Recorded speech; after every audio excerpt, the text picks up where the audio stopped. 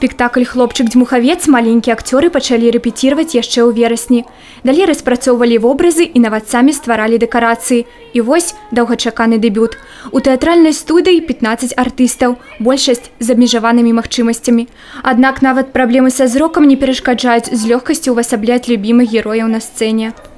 Я сегодня была в образе Бабы-Яги. Мне понравилось, потому что это такая роль такая веселая, такая задорная, интересная.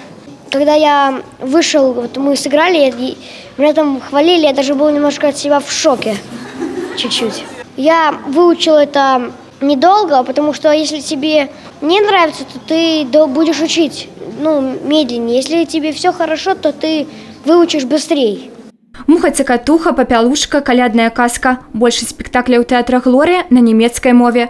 Однако талент – мова универсальная.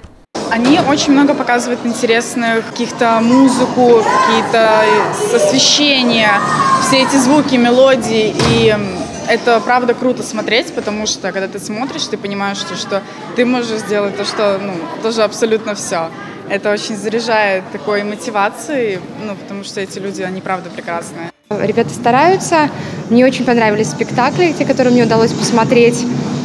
Хочется отметить то, что они всегда стараются зацепить зрителя. Наверное, это самое главное. То, что они ищут контакт с зрителем, пытаются их удивить. И мне кажется, что им это удалось. Так развіць творчы патэнцыял таленавітым хлопчыкам і дзяўчатам у мінулым годзе дапамог тэлеканал «Беларусь-4 Брест» у рамках телемарафона «От сердца до сердца».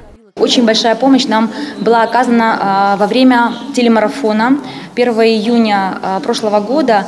На деньги вырученные, и мы закупили и материалы, и краски, и вот все то, что вы сегодня увидели здесь на фестивале, это все благодаря тому, что наши спонсоры нам подарили. Спонсоры и люди, просто простые люди, брещане и из других городов. Уже хутка юные артисты отправятся у творчыя гастроли и презентуют спектакль на разных фестивалях. Юлия Селюк, Роман Филютич, телерадиокомпания «Брест».